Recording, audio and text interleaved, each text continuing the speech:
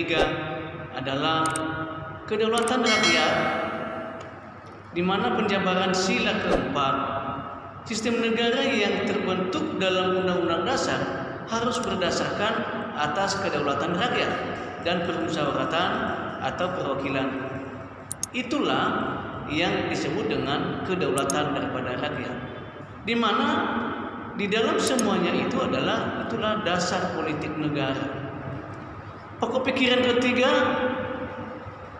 mengandung konsekuensi logis yang menunjukkan bahwa sistem bernegara yang terbentuk ke dalam Undang-Undang Dasar harus berdasar atas kedaulatan rakyat dan permusyawaratan perwakilan. Menurut Bakri yang ditulis pada 2010, aliran sesuai dengan sifat masyarakat Indonesia. Kedaulatan rakyat dalam pokok pikiran ini merupakan sistem negara yang menegaskan kedaulatan berada di tangan rakyat dan dilakukan sepenuhnya oleh Majelis Permusyawaratan Rakyat. Baik, kita masuk kepada pokok pikiran keempat. Di dalam pokok pikiran keempat, ketuhanan yang Maha Esa di dalam penjabaran sila pertama Pancasila, kemanusiaan yang adil dan beradab dalam penjabaran sila kedua Pancasila, yang mana Undang-Undang Dasar harus mengandung isi yang mewajibkan pemerintah dan penyelenggara negara untuk memelihara budi pekerti kemanusiaan yang luhur, yakni takwa terhadap Tuhan yang Maha Esa dan menjunjung tinggi harkat dan martabat manusia atau nilai-nilai kemanusiaan. Yang dapat kita kesimpulkan dari pokok pikiran keempat ini yaitu yang disebut dengan dasar moral negara. Pokok pikiran keempat menurut konsekuensi logis, yaitu Undang-Undang Dasar harus mengandung isi yang mewajibkan pemerintah dan lain-lainnya penyelenggara negara untuk memelihara budi pekerti kemanusiaan yang luhur.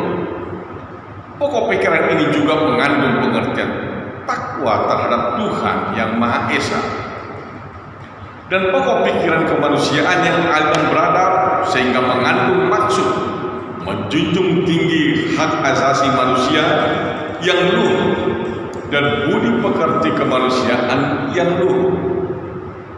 Pokok pikiran keempat, pembukaan Undang-Undang Dasar 1945 merupakan ajas moral bangsa dan negara.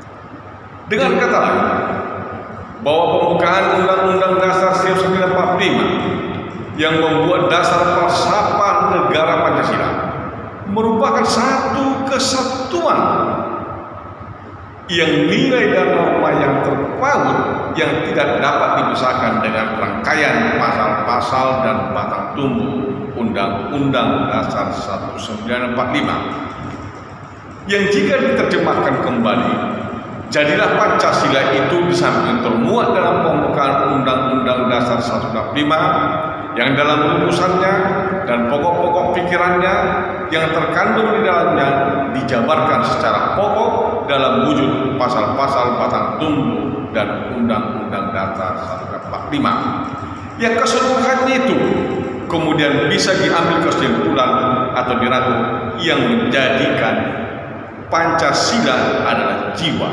sumber dan landasan Undang-Undang Dasar 1945. Nah, di dalam sumber dan Pancasila sebagai landasan dan jiwa adalah implementasi Pancasila dalam kebijakan negara. Timbul pertanyaan, apa itu kebijakan Pancasila? Implementasinya Pancasila dalam kebijakan negara. Yang dalam hal ini, apa itu kebijakan negara untuk mengimplementasikan Pancasila ini dalam yang pertama adalah dalam bidang politik, dalam bidang ekonomi, dalam bidang sosial budaya, dan dalam bidang pertahanan dan keamanan. implementasi nilai Pancasila dalam bidang politik, perbuatan kebijakan negara yang bertujuan untuk mengembangkan kehidupan politik di Indonesia, terutama pada masa reformasi ini, harus berdasarkan Pancasila dan nilai-nilai sebagaimana tertuang dalam Pancasila, sehingga kegiatan politik yang tidak berpihak pada rakyat dan atau yang berorientasi pada kekuasaan semata dapat dihilangkan. Bukan kuasa, bukan kekuasaan semata, tetapi harus berpihak kepada rakyat.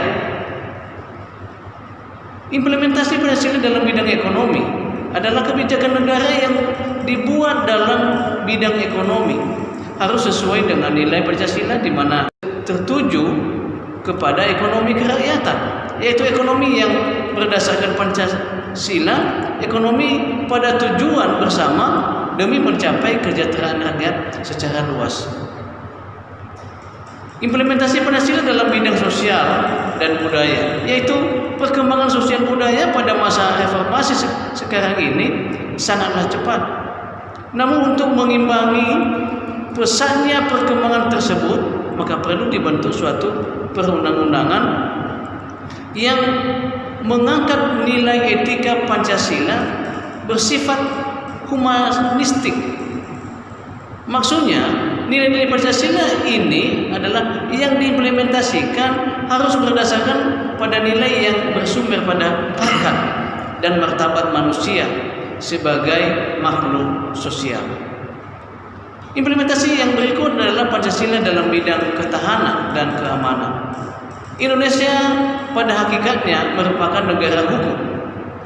Untuk menjaga keamanan dan ditegakkannya keadilan, maka diperlukan suatu peraturan perundang-undangan negara yang baik.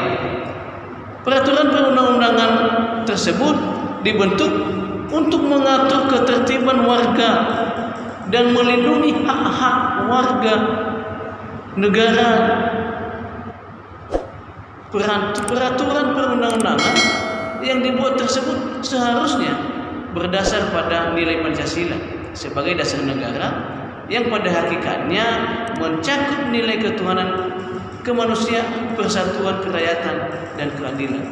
Inilah yang mengimplementasikan Pancasila di bidang pertahanan dan keamanan.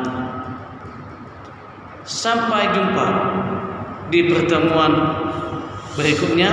Salam sehat.